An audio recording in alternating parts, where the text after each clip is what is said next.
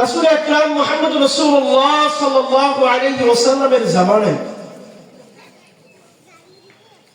কিছু সংখ্যক মহিলা সাহাবী তারা রাসূল সাল্লাল্লাহু আলাইহি ওয়াসাল্লামের কাছে বায়াত হওয়ার ইচ্ছা করলেন, ইসলাম গ্রহণ করার ইচ্ছা পোষণ করলেন। ইচ্ছা গ্রহণ যখন করলেন, আল্লাহ রাব্বুল আলামিন তখন কিছু শর্ত শারায়েত দিয়েছিলেন যে হে রাসূল, আপনি এই শর্ত শারায়েতগুলি তাদের সামনে পেশ করুন, তারা যদি কবুল করে তাহলে এই মর্মে তাদেরকে ইসলাম গ্রহণ করান, এই মর্মে তাদেরকে বায়াত গ্রহণ করান। কি ছিল ওই বায়াতের মর্মগুলি? ওই মর্মগুলি এই আয়াতের ভিতরে, যে এই গুণগুলি যদি কোনো মা বোনের ভিতরে থাকে, এই মর্মে যদি কোনো মা বোন বায়াত গ্রহণ করে, ইসলাম গ্রহণ করে, তাহলে তিনি প্রকৃত মুমিনা হতে পারবেন, কামিল মুমিনা, কামিল ঈমানদার তিনি হতে পারবেন। আল্লাহ রাব্বুল আলামিন ইরশাদ করেন, আউযু বিল্লাহি মিনাশ শাইতানির রাজীম, ইয়া আইয়ুহান নাবিয়্যু ইযা জাআকাল মুমিনাত, হে নবী, ইযা জাআকাল মুমিনাত, যদি কোনো মুমিন মুমিনা কোনো নারী আপনার কাছে আসে, ইউবাইউনাকা, এই মর্মে যে আপনার কাছে বায়াত গ্রহণ করবে, ইসলামের বায়াত গ্রহণ করবে, ইসলাম গ্রহণ করার ইচ্ছা পোষণ করে, কামিল মুমিনা হতে চায়, এই মর্মে বায়াত যদি গ্রহণ করতে চাই, তাহলে আপনি বায়াত গ্রহণ করতে পারবেন। কিছু শর্ত শারায়েত আছে। 1 নাম্বার, আলা আল্লা ইউশরিকনা বিল্লাহ, যে আল্লাহ রাব্বুল আলামিনের সাথে কোনো শরীক করতে পারবে না, শিরিক করতে পারবে না। শিরিকের যত বস্তু রয়েছে, সমস্ত শিরিকের বস্তু থেকে একদম দূরে ফেলে দিয়ে শিরিককে বর্জন করো, তো আপনার কাছে বায়াত গ্রহণ করতে পারবে। 1 নাম্বার শর্ত। এটা আমাদের জন্য, শুধুমাত্র ওই সময়ের নারীদের জন্য নয়, বর্তমান নারীদের জন্য একই ঘোষণা। 1 নাম্বার, আলা আল্লাহ ইউশরিকনা বিল্লাহ, আল্লাহর সাথে শরীক করতে পারবে না। এটা শুধু মুমিন নারীদের নয়, এটা পুরুষের জন্য, শরীক করবে না।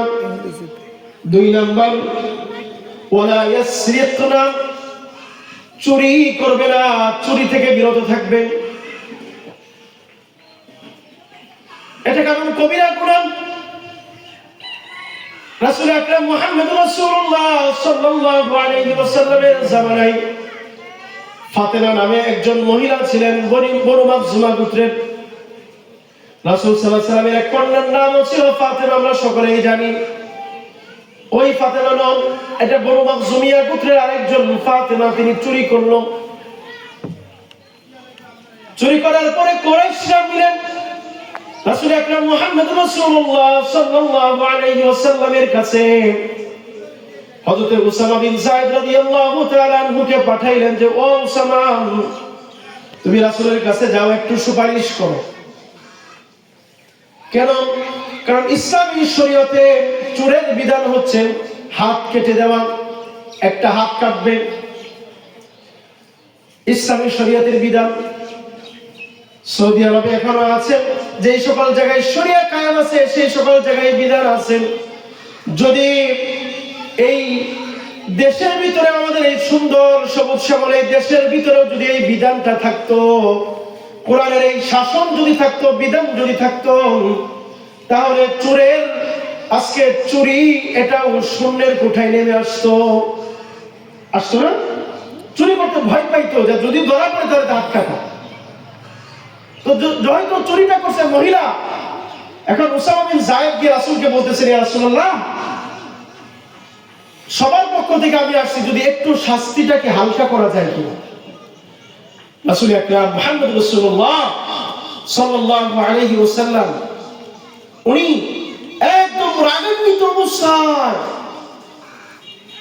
তিনি বললেন যে, যদি আমার কন্যা ফাতেমা সেও চুরি করতো, আল্লাহ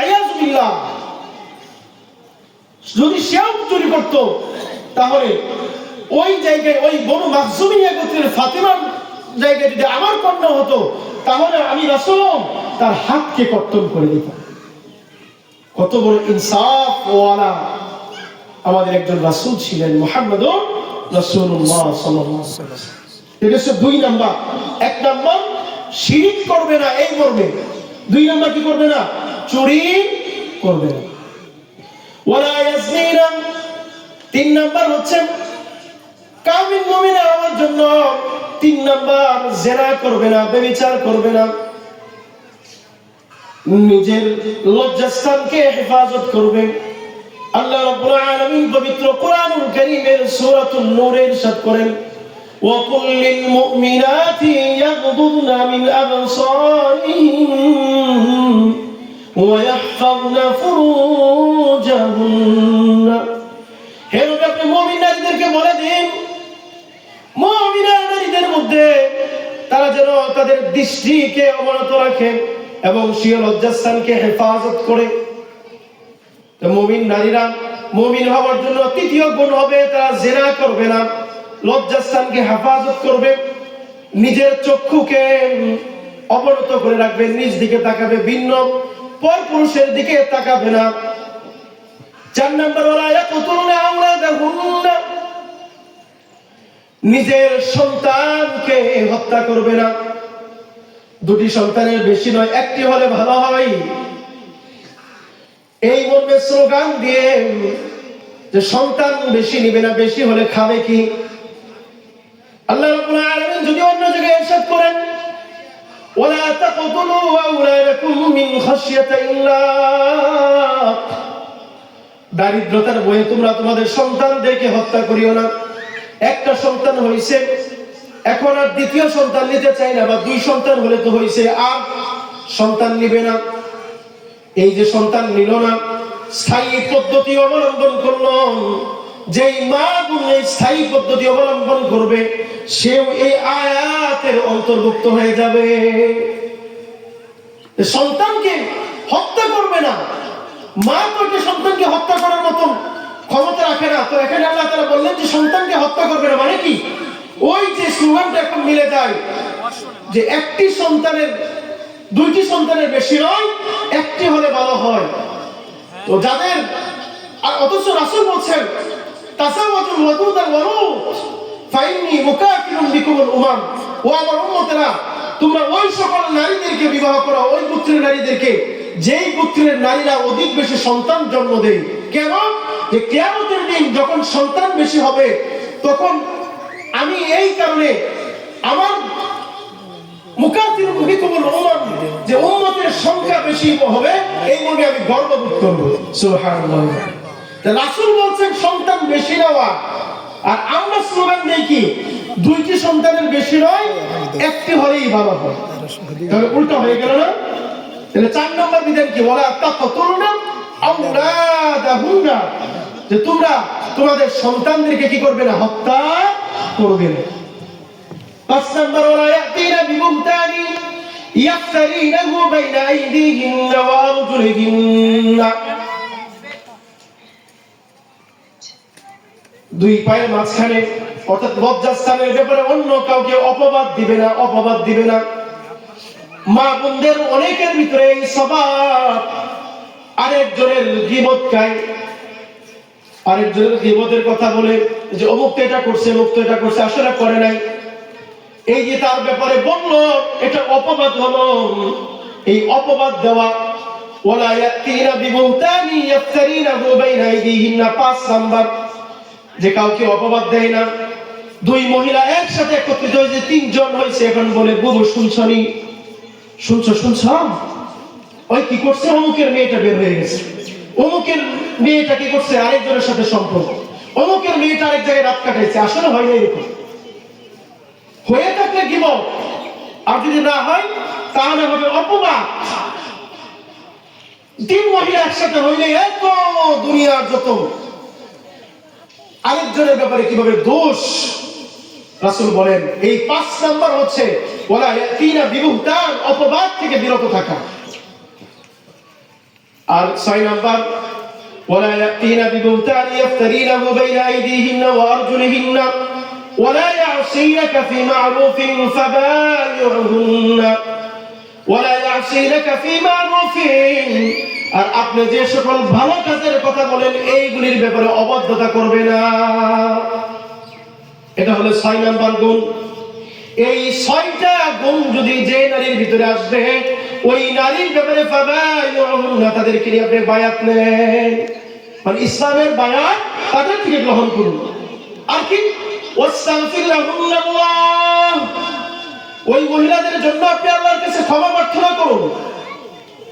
যদি এই 6টা গুণ কেউ স্বীকার করে নেই যে 6টা গুণ মেনে চলবে, তাহলে তাদেরকে বায়াত নিন এবং তাদের জন্য আল্লাহর কাছে ক্ষমা প্রার্থনা করুন। ইন্নাল্লাহা গফুরুর রহিম, যে নিশ্চয়ই আমি আল্লাহ ক্ষমাশীল এবং দয়ালু। সুবহানাল্লাহ। যে এই 6টা গুণ যদি এদের বিশেষ করে নারীদেরকে উদ্দেশ্য করে বলা হয়েছে, এই 6টা গুণ কিন্তু আমাদের মধ্যেও, আমরা পুরুষরাও কিন্তু অনেকটা এগুলির সাথে জড়িত আছি না নাই? আছি না নাই? আছে। শিরক পুরুষ করে না নারী করে? দুজনে মিলে করে না? মাজারে শুধু পুরুষ যা, মহিলা যারা নারীও যা, সিজদা করে মাজারে গিয়ে শুধু পুরুষ নারী একজনে না দুইজনে? দুইজনেই করে। এটা শুধুমাত্র নারীরা তো মানবেই, বিশেষ করে পুরুষের জন্য মেনে চলতে হবে। 2 নাম্বার কি বললাম? যে সে কি করবে না? চুরি করবে না। চুরি নারীও করে, চুরি কি করে? পুরুষেও করে থাকে। 3 নাম্বার কি? তারা জিনা করবে না। জিনা নারীও করে, জিনা পুরুষও করে থাকে। 3 নাম্বার। 4 নাম্বার, দারিদ্রতার বয়ে অনেক মহিলা আছে সন্তান নিতে চায়, পুরুষ বলে না সে খাবে কোন থেকে, আমার তো সম্পদ বেশি নেই। তো দুইজনে একটা অপরাধী আছে না? তা কি করতে হবে? দুইজনকে মেনে চলতে হবে। 4 নাম্বার গেল সন্তানকে হত্যা করা। 5 নাম্বার অপবাদ দেওয়া, এটা পুরুষও দেয় নারীও দেয়। 5 নাম্বার এই অপবাদের বিষয় থেকে বেঁচে থাকতে হবে। 6 নাম্বার রাসূলের অবাধ্যতা। এই 6টা গুণ যদি কোন নারীর ভিতরে আসে তাহলে সে একমাত্র প্রকৃত মুমিনা হতে পারবে। আর যদি এই 6টা গুণ থেকে সে বাহিরে যায় তাহলে প্রকৃত মুমিনা হতে পারবে না। সবাই রাজি আছি তো মা বোনেরা? ভিতর থেকে নিয়ত করেন যে 6টা গুণ আমাদের সবার ভিতরে আনতে হবে। আমরা আল্লাহর সাথে শরীক করব না। কিছু বিপদে পড়লে অন্যের কাছে চাইবো না, হুজুরের কাছে চাইবো না। চাইবো কার কাছে? আল্লাহর কাছে। কার কাছে চাইবো? কার কাছে চাইবো? আল্লাহর কাছে। এরপরে চুরি করব না, চুরির কাছেও যাব না। জিনা করব না, জিনা যে সকল জিনিসের দ্বারা হয় ওইগুলির কাছেও যাব না। সন্তানকে দারিদ্রতার বয়ে হত্যা করব না, কারণ রিজিক যিনি আমাকে এখন দিচ্ছেন, আমার সন্তান যদি একাধিক হয় সেই সন্তানকে রিজিক কে দিবে? আগেকার সময় অনেক বাবাজিরা এখানে উপস্থিত হয়েছে, বলেন তো দেখি যে 1-2 জন সন্তান এরকম কয়জনের?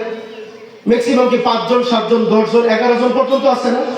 আমরা 7 ভাই বোন, এরকম কি প্রায় জনের 5 জন 7 জন মা বোন, এক একজনের 9 জন 10 জনের মা বাবা, তাই না? তাহলে কি তাদের কি রিজিকে না খায় মারা গেছে এরকম কি হয়েছে? তাহলে খাওয়ানোর মালিক কে? আল্লাহ।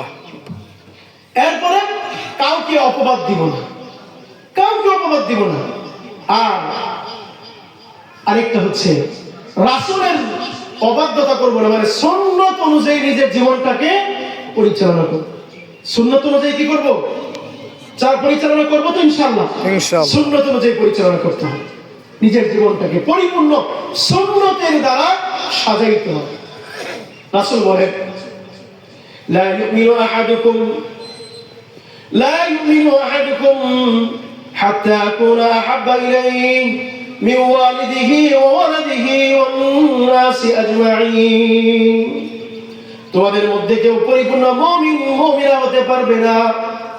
লা ইউমিনু আহাদুকুম হাত্তা, ওই পর্যন্ত, আকুনা ইলাইহি মিন ওয়ালিদিহি ওয়া ওয়ালাদিহি ওয়ান নাসি আজমাইন, যতক্ষণ না তুমি তোমার বাবা মা, তোমার সন্তান এবং দুনিয়ার সব কিছুর তুলনায় রাসূলের ভালোবাসা মুহাব্বত যেই পর্যন্ত না বেশি প্রাধান্য দিবে ওই পর্যন্ত তুমি প্রকৃত মুমিন মুমিনা হতে পারবে না। আজকে আমার সন্তান আমার কাছে প্রিয়, আজকে আমার ধন সম্পদ আমার কাছে প্রিয়, আজকে সন্তান খাবে কি এই চিন্তা করে বলো লেখাপড়ায় শিক্ষিত করি, কি করি অমুক ভার্সিটিতে তমুক ভার্সিটিতে অমুক স্কুলে নাম করাতে স্কুল ওইগুলিতে পড়াই, মহিলা মাদ্রাসা দিলে আরে করবে কি, এর ভবিষ্যৎ কি? চিন্তা করি কি মহিলা মাদ্রাসা দিলে পড়বে কি, খাইবে কি, এর ভবিষ্যৎ কি? এরকম করি। তাহলে এখানে ভালোবাসলাম কাকে? আল্লাহ রাসূলের আদর্শ সুন্নতকে ভালোবাসলাম নাকি দুনিয়ার ধন সম্পদকে ভালোবাসলাম? দুনিয়ার ধন সম্পদকে ভালোবাসলাম। তাহলে কি রাসূলের এই হাদিস অনুযায়ী লা ইউমিনু আহাদুকুম হাত্তা আকুনা আহাব্বা ইলাইহি মিন ওয়ালিদি ওয়া ওয়ালাদিহি ওয়ান নাসি আজমাইন, যতক্ষণ না মাতা পিতা সন্তানাদি সমস্ত কিছু থেকে মানুষ থেকে রাসূলের আদর্শ, রাসূলের ভালোবাসা, রাসূলের মুহাব্বত প্রাধান্য বিস্তার না লাভ করবে ততক্ষণ পর্যন্ত তুমি প্রকৃত মুমিন হতে পারবে। ভাইরা আমার, বন্ধুরা আমার, পর্দার অন্তরালে সম্মানিত মা বোনেরা, একজন মহিলা ছিলেন, একজন মহিলা সাহাবায়ে কেরামদের মধ্যে পুরুষ সাহাবীদের অনেক ঘটনা আমরা শুনছি, অনেক ঘটনা জানি, কিন্তু একজন মহিলা ছিলেন। উহুদের যুদ্ধ চলতেছে, কাফেরদের পক্ষ থেকে মুনাফিকদের পক্ষ থেকে চক্রান্ত করে ষড়যন্ত্র করে গুজব রটিয়ে দেওয়া হলো। কি গুজব? যে রাসূল পুত্র মুহাম্মদ সাল্লাল্লাহু আলাইহি ওয়াসাল্লাম উহুদের ময়দানে নিহত হয়েছেন, নাউযুবিল্লাহ। এই সংবাদ ছড়িয়ে দেওয়া হলো। আস্তে আস্তে সংবাদ হতে হতে এই সংবাদ মদিনায় পৌঁছে গেল। মদিনায় পৌঁছার পরে মদিনার অলিতে গলিতে কান্নার পড়ে গেল। সেখানে একজন মহিলা সাহাবী এই কথা শুনে তিনিও দৌড়ে বের হয়ে গেলেন। তিনি দৌড়ে বের হয়ে গেলেন। দৌড়ে বের হয়ে যাওয়ার পরে প্রতিমধ্যে অন্য মানুষদেরকে যখন দেখা হলো তাদেরকে জিজ্ঞাসা করলেন, ও রাসূলের কি খবর? শুনছি যে মুহাম্মদ সাল্লাল্লাহু আলাইহি ওয়াসাল্লাম তিনি শহীদ হয়েছেন, আসলে সংবাদ সত্য কিনা? পাগল পারা হয়ে ওই মহিলা জিজ্ঞাসা করতেছেন। তখন ওই সাহাবী ওই পুরুষ সাহাবী জবাব দিলেন, না না, শুনি নাই কিছু, তবে এতটুকু শুনছি যে তোমার বাবা উহুদের ময়দানে শাহাদাত বরণ করেছেন। এই সংবাদ যখন ওই মহিলা শুনলাম, তিনি বললেন, আলহামদুলিল্লাহ, আল্লাহর শুকরিয়া, আমার বাবা শাহাদাত বরণ করেছেন, আমার বিন্দু পরিমাণ কোনো দুঃখ নাই, কষ্ট নাই, আগে আমাকে জানাও রাসূলের খবর কি? ওই সাহাবী জবাব দিল, না, আমি জানি না। ওই মহিলা পাগল পারা হয়, ওই মহিলা সাহাবী আশিক রাসূল দৌড়াইতে লাগলেন। দৌড়াইতে দৌড়াইতে আরো কিছু দূর যাওয়ার পরে সেখানে আরেকজন সাহাবীর সাথে সাক্ষাৎ হলো। জিজ্ঞাসা করলেন, ও আমাকে কি জানাইবা আমার রাসূলের খবর কি? ওই সাহাবী জবাব দিল যে, না, আমি জানি না, কিছু জানি না, তবে এতটুকু জানি, শুনেছি তোমার ভাই উহুদের ময়দানে শাহাদাত বরণ করেছেন। এই সংবাদ যখন ওই মহিলা শুনলো, সাথে সাথে বলল, আলহামদুলিল্লাহ, আল্লাহর শুকরিয়া যে আমি আমার ভাইকে উহুদের ময়দানে শাহাদাত বরণ করার সংবাদ শুনেছি, কিন্তু আমি এটা দুঃখ করি না, আমার কোনো কষ্ট নাই। আমি জানতে চাচ্ছি আমার রাসূলের খবর কি, আমাকে এটা আগে বলো। আল্লাহু আকবার। বাবা শহীদ, ভাই শহীদ, বলতেছেন যে এখন রাসূলের খবর কি? যখন সে কোনো সংবাদ পেল না, আরো কিছু দূর অগ্রসর হয় না। কিছু দূর অগ্রসর হওয়ার পরে সেখানে আরেকজন সে এরকম অবস্থা ভাবে জিজ্ঞাসা করলেন। সে বলল, না, জানি না, তবে এতটুকু জানি উহুদের ময়দানে তোমার সন্তান শাহাদাত বরণ করেছেন। ওই মহিলা ওই জবাব আগের মতো জবাব দিল, আলহামদুলিল্লাহ, আমি মা উমারি, আমি পরোয়া করি না, আমার সন্তান শহীদ হয়েছে, এটা আমার জন্য দুঃখ কষ্টের কিছু নাই। এটা আলহামদুলিল্লাহ আমি একজন শহীদের মা হিসেবে গর্ববোধ করব, কিন্তু আমি জানতে চাচ্ছি, আমি পাগল করা হয়ে যাচ্ছি, তোমরা কেন বলো না আমার রাসূলের খবর কি? ওই মহিলাকে বলা হলো, আমরা জানি না, কিন্তু এতটুকু জানি তোমার সন্তান শাহাদাত বরণ করেছে। আগে মারা গেছে কে? বাবা। পরবর্তীতে কার সংবাদ শুনছেন? ভাই। পরবর্তীতে কার সংবাদ? সন্তান। তিনজন, বাবা, ভাই, সন্তানের শাহাদাতের খবর শুনে উনি বিন্দু পরিমাণ বিচলিত হলেন না। কেমন ছিলেন তাদের ঈমান? ওই মহিলা সাহাবী জবাব দিল, আরে এগুলি দরকার তো, আমি এগুলি জানতে চাচ্ছি না, আগে বলো আমার রাসূলের খবর কি? আল্লাহু আকবার, আল্লাহু আকবার। তারা যখন জবাব কিছু দিতে পারলো না, আল্লাহর সামনে গিয়ে যখন কাছাকাছি গিয়ে যখন শুনতে পেলেন যে না, এখন রাসূল আকরাম মুহাম্মদ রাসূলুল্লাহ সাল্লাল্লাহু আলাইহি ওয়াসাল্লাম জীবিত আছেন, তখন তিনি সাথে সাথে আনন্দিত হয়ে বললেন যে আমি আর কিছু পরোয়া করি না, আমি যখন শুনছি মাবাদি জালাল অথবা এই জাতীয় একটা শব্দ, ওই মহিলা সাহাবী জবাব দিল যে আমি এই সংবাদ শোনার পরে আগে আমার বাবার সংবাদ, ভাইয়ের সংবাদ, সন্তানের শাহাদাতের সংবাদ শুনছি। এই সংবাদগুলি আমার কাছে কোনো কিছুই না, বরং আমার কাছে আনন্দের বিষয় হচ্ছে, খুশির বিষয় হচ্ছে আমার রাসূল মুহাম্মদ রাসূলুল্লাহ সাল্লাল্লাহু আলাইহি ওয়াসাল্লাম তিনি বেঁচে আছেন। সুবহানাল্লাহ। এরাই তো ছিল প্রকৃত আশিক রাসূল, তারাই তো ছিলেন খাঁটি আশিক রাসূল। আজকে আমরা আশিক রাসূল বলে দাবি করি, কিন্তু আমাদের ভিতরে সুন্নাহ নাই। ও মা বোনেরা, এই জন্য বলি রাসূলকে মানতে হবে তো পরিপূর্ণভাবে মানতে হবে। ওই মহিলা সাহাবী এটাই দেখিয়ে দিয়েছেন যে না, দুনিয়াতে ভালোবাসতেই হবে, যদি দুনিয়াতে মহব্বত করতেই হয় তাহলে মহব্বতটা কাকে করতে হবে? রাসূল আকরাম মুহাম্মদ রাসূলুল্লাহ, তাকে সাল্লাল্লাহু আলাইহি ওয়াসাল্লাম তার আদর্শ ধারণ করতে হবে। এটাই এই সূরাতুল মুমতাহিনার 12 নম্বর আয়াতের 6 নম্বর গুণের এটাই যে একদম রাসূলের আদর্শকে নিজেদের জীবনে পরিপূর্ণভাবে বাস্তবায়ন করতে হবে। নিজেদের ঘর, নিজেদের সংসার, নিজেদের সন্তান, নিজেদের স্বামী, সমস্ত কিছুর আগে সবার আগে আমার রাসূলের আদর্শ। রাসূলের আদর্শ আছে, আমি আছি। রাসূলের আদর্শ নাই, রাসূলের সুন্নাহ নাই, রাসূলের কথার বিপরীত, সেখানে আমি নেই। মা বোনেরা, আজকের এই ইকরা মডেল মহিলা মাদ্রাসা থেকে এটা আজমগীর জজম করে নিতে হবে। আমি আলোচনা গুছিয়ে আনতেছি। আমি আজকে যে হাদিসটা পড়েছি, শুধু এই হাদিসটার এত লম্বা চড়া আলোচনা না, সামান্য আলোচনা শেষ করেই আমি আমার কথা শেষ করে দিই। হাদিসটা হচ্ছে, কোন মহিলার ভিতরে যদি 4টা গুণ থাকে, আগে হচ্ছে যে 6টা গুণ যদি হয় তাহলে প্রকৃত মুমিন মহিলা। আর এখন এই হাদিসের ভিতরে কোন মহিলার ভিতরে যদি 4টা গুণ থাকে তাহলে ওই মহিলা জান্নাতের 8টা দরজা দিয়ে, 8টা দরজার যে কোনো দরজা দিয়ে প্রবেশ করতে পারবে। সুবহানাল্লাহ।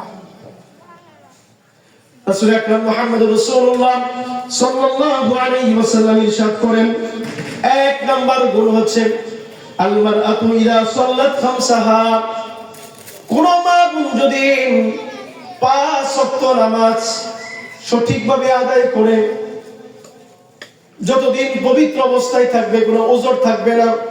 ওজর অবস্থায় তো মা বোনদের তো ওজরের কিছু সময় আছে, ওই সময়গুলি বাদ দিয়ে অন্য সময়গুলিতে 5 ওয়াক্ত নামাজগুলি আদায় করবে।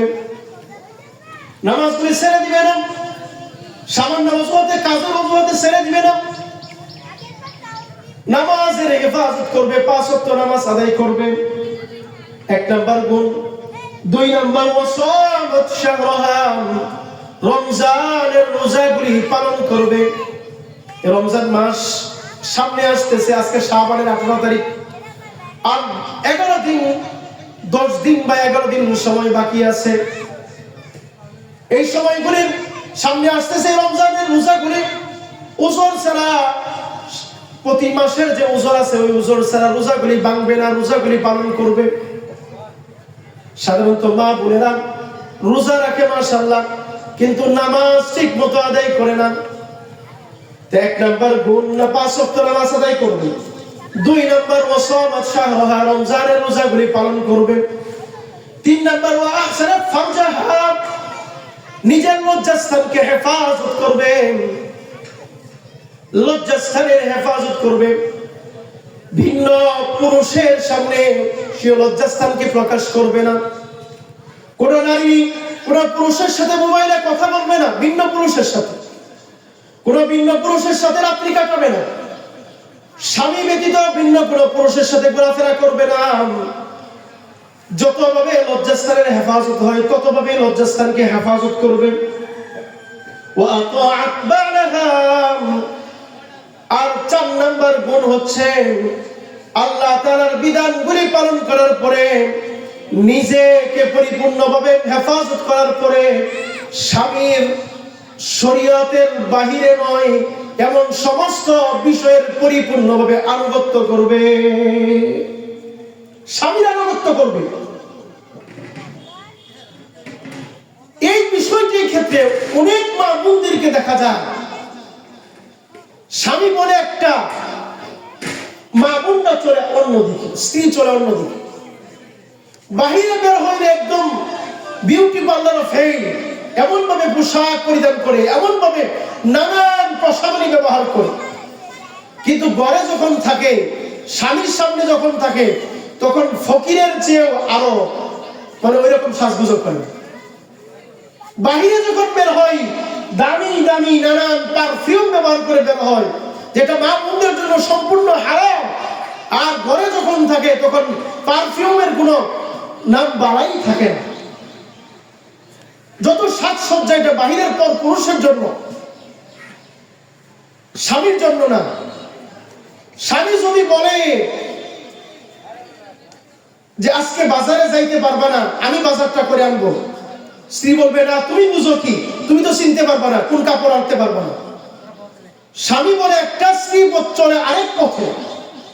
বর্তমান আমাদের সমাজে আছে না নাই? বহু আছে।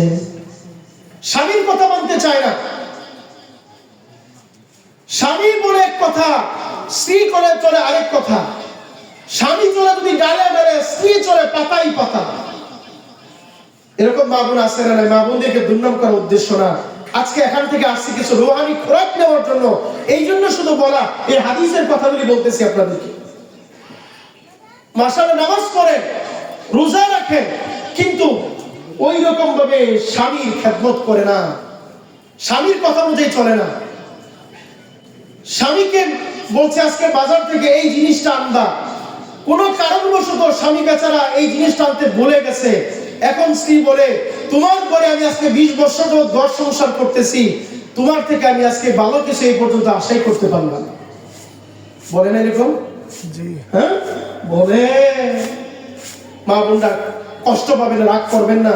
আত্মসমালোচনা না করলে এই রোগগুলি আপনাদের ভিতরে আছে, এই রোগগুলি যদি না বলি তাহলে আপনি আত্মার রোগ সংশোধন করবেন কিভাবে? এই জন্যই বলা, এই স্বামীর আনুগত্য। মাসআলা তো হচ্ছে এরকম, হাদিস তো এরকম। আপনি না নফল রোজা রাখছেন, রমজানের রোজা না, নফল রোজা রাখছেন। এখন স্বামী বলল যে তুমি রোজা ভেঙে ফেলো, আমি আজকে তোমার সাথে আমার মন চাচ্ছে, আমি মিলিত হব, মুজামাত করব, সহবাস করব, আমার মন চাচ্ছে খুব। তো মাসআলা হচ্ছে, হাদিস হচ্ছে যে ওই সময় স্বামীর কথাকে প্রাধান্য দিতে হবে। রোজা এটা আল্লাহর বিধান, নফল রোজা, আমার ফরজ রোজা না, নফল রোজা। ওই ক্ষেত্রে নফল রোজা ভাঙ্গে হলেও স্বামীর কথা মানতে হবে। কিন্তু আমরা কয়জন করি এরকম? ভালো কাজের কথা তো বাদই দিলাম, খারাপ কাজে স্বামী চলে একদিকে, আমি চলে আরেকদিকে। রাসূল বলেন না, এরকম না, ও তুমি ও মা বোনের এরকম হইও না। যদি তুমি এই 4টা কাজ করতে পারো, 5 ওয়াক্ত নামাজ, রমজানের রোজা পূর্ণ মাসে, এরকম ভাবে নিজের লজ্জাস্থানের হেফাজত আর স্বামীর আনুগত্য, তাহলে ফালা তাদখুল মিন আইয়ি আবওয়াবিল জান্নাতি শাআ।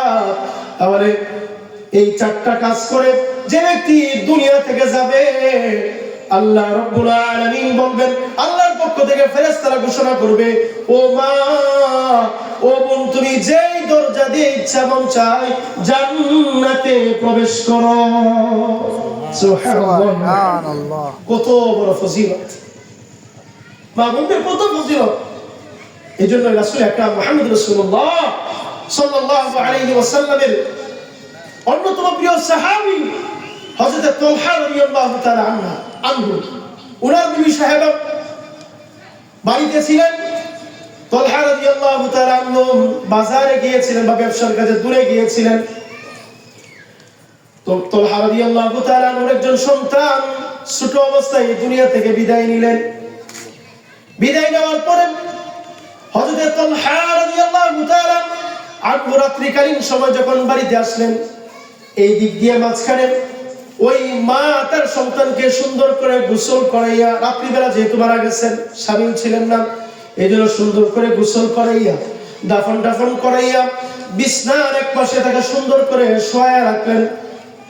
চিন্তা করলেন, আমার স্বামী ব্যবসার থেকে বাড়িতে আসবেন, কাজ সেরে বাড়িতে আসবেন, যদি দেখেন যে সন্তান বিদায় নিয়েছে এই কথা শুনে, তাহলে স্বামীর মন খারাপ হবে, সে খাওয়া দাওয়া করবে না, তার ঘুম হবে না, রাত্রিবেলা সে অশান্তিতে তার সময়টা কাটবে। এই চিন্তা করে হযরত তালহা রাদিয়াল্লাহু তাআলা আনহুর বিবি সাহেবা চিন্তা করলেন যে স্বামীকে আর কিছু জানাইলেন না। না জানিয়ে যখন স্বামী বাড়িতে আসলেন, বাড়িতে আসার পরে ওই স্বামীকে খাবার দাবার সুন্দর করে পরিবেশন করলেন, খাবার দিলেন। স্বামী বেচারা রাত্রে এসে জিজ্ঞাসা করলেন, আমার সন্তান কোথায়, যেহেতু রাত্র অনেক হয়ে গিয়েছে। স্ত্রী বললেন, সন্তান ঘুমাইতেছে। আসলে তো ঘুমাইতেই ছিল, এটা মিথ্যা কথা না, কারণ সন্তান তো জান্নাতের ঘুমাইতেছিল। একটু হিকমতের অবলম্বন করলেন। এই দিক দিয়ে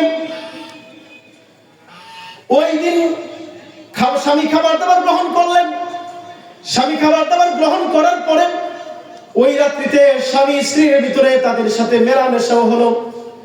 মেলামেশা হওয়ার পরে ফজরের পূর্বে যখন তারা পবিত্র হলেন, গোসল করলেন, গোসল শেষে এখন স্ত্রী ডাক দিয়ে স্বামীকে বলে, ওগো প্রাণের স্বামী, আপনাকে একটা কথা বলি, আপনি আমার কথাটা শুনবেন কিনা? সাহাবী আবু তালহা রাদিয়াল্লাহু আনহু বলেন, হ্যাঁ হ্যাঁ বলো, শুনবো। কথাটা হচ্ছে, তালহা রাদিয়াল্লাহু তাআলা স্ত্রী ডাক দিয়ে বললেন, ও প্রাণের স্বামী, কেউ যদি আপনার কাছে কোনো কিছু আমানত রাখেন, ওই আমানত যদি তার ওই আমানতটা সে যদি ফিরিয়ে নিতে চায়, তাহলে আমানতটা ফিরিয়ে দিবেন কিনা? স্বামী বলেন, হ্যাঁ হ্যাঁ, আমার কাছে কেউ যদি আমানত রাখেন, তাহলে আমানত দাতার ওই সম্পদটাকে ফিরিয়ে দেওয়াই তো এটাই হচ্ছে মুমিনের বৈশিষ্ট্য, ফিরিয়ে দিতে হবে, এটা দেওয়াটা ওয়াজিব। এই কথা যখন বললেন, তখন ওই মহিলা সাহাবী বললেন, ও প্রাণের স্বামী, আমাদের যে সন্তান ছিল, আমাদের ওই সন্তান, তিনি সন্ধ্যার সময় দুনিয়া থেকে বিদায় নিয়েছেন। আপনি যেহেতু কাজ ছেড়ে, ব্যবসার কাজ ছেড়ে বাড়িতে আসছেন, আপনি কষ্ট পাবেন, সারা রাত্র আপনার খারাপ অবস্থায় কাটবে, এই জন্য আমি বলি নাই। এই কথা শোনার পরে হযরত তালহা রাদিয়াল্লাহু তাআলা আনহু তিনি কান্না করতে করতে মসজিদে নববীতে চলে গেলেন। মসজিদে নববীতে গিয়ে নামাজ আদায় করার পরে তিনি মন যখন বিষণ্ণ অবস্থায় বসে আছেন, কান্না করতেছেন, ওই সময় রাসূল সাল্লাল্লাহু আলাইহি ওয়াসাল্লাম ডাক দিয়ে বললেন, ও আবু তালহা, এদিকে আসো, এদিকে আসো। আবু তালহা, গত রাত্রিতে তোমার স্ত্রী তোমার সাথে যে আচরণ করেছে, তোমাদের দুইজনের যে আচরণ হয়েছে, ওই আচরণের কারণে আল্লাহ রাব্বুল আলামিন তোমাদের প্রতি সন্তুষ্ট হয়ে গিয়েছে। সুবহানাল্লাহ। হাদিসে আসছে যে এই এক সন্তান তার স্ত্রীর ধৈর্য এবং স্বামীর প্রতি তার আনুগত্য থাকার কারণে পরবর্তীতে তাদের গর্ভে উম্মে সুলাইম ছিলেন, তিনি তাদের গর্ভে আল্লাহ রাব্বুল আলামিন এরকম বহু শত শত হাফেজ, আলেম, আল্লাহর ওলি আর সাহাবী তাদের ঘরের মধ্যে আল্লাহ তাআলা জন্ম দিয়েছে। সুবহানাল্লাহ, সুবহানাল্লাহ। ও আমার বোনেরা, এই জন্য এই ঘটনা শুধু নিছক ঘটনা নয়, এখান থেকে আমাদের শিক্ষা নিতে হবে যে স্বামীর আনুগত্য আমরা কিভাবে করব, যেমনটা শিখিয়ে দিয়েছেন উম্মে সুলাইম রাদিয়াল্লাহু তাআলা আনহা। এইভাবে আমাদেরকে প্রত্যেকটা কাজে, সামনে রমজান আসতেছে, রমজানের রোজা পালন করব, 5 ওয়াক্ত নামাজ পড়ব, লজ্জাস্থান ভিন্ন, স্বামী ব্যতীত অন্য কোনো পুরুষের সাথে এরকম ভাবে বিবাহের আগে নিজের লজ্জাস্থানকে স্বর্ণ, রূপা, হীরা, জহরত এইগুলিকে আমি যেমন ভাবে হেফাজত করি, আল্লাহ তাআলা আমাকে এর চেয়ে আরো দামি সম্পদ বানিয়েছেন। কারণ ও মা, আপনার ঘর থেকেই তো এরকম ভাবে ঈসা আলাইহিস সালাম জন্ম নিয়েছেন, আপনার গর্ভ থেকেই এরকম ভাবে হযরত ইব্রাহিম আলাইহিস সালাম জন্ম নিয়েছেন, এমনকি আপনার জাতির গর্ভ থেকেই বিশ্বনবী মুহাম্মদুর রাসূলুল্লাহ সাল্লাল্লাহু আলাইহি ওয়াসাল্লাম জন্ম নিয়েছেন। এইজন্য আপনার রেহেম, আপনার পেটে সাধারণ কোনো না, আপনার মায়ের জাতি। এইজন্য নিজেকে হেফাজত করতে হবে। এই চারটা কাজ যেই মহিলা হেফাজত করবে, আল্লাহ রাব্বুল আলামিন এর ঘোষণা অনুযায়ী সেই কি করবে, জান্নাতের যে কোনো দরজা দিয়ে প্রবেশ করবে। আমরা চাই আপনারা যেন জান্নাতে বাসিন্দা হন। আল্লাহ তাআলা আমাদের সবাইকে যে কথাগুলি বললাম, 6টা গুণ মুমিনা হওয়ার জন্য আর এই 4টা গুণ জান্নাতে প্রবেশ করার জন্য আল্লাহ তাআলা মেনে চলার তৌফিক দান করুন। ওয়া আখিরু দাওয়ানা আলহামদুলিল্লাহি রাব্বিল আলামিন। আসসালামু আলাইকুম ওয়া রাহমাতুল্লাহি ওয়া বারাকাতুহু।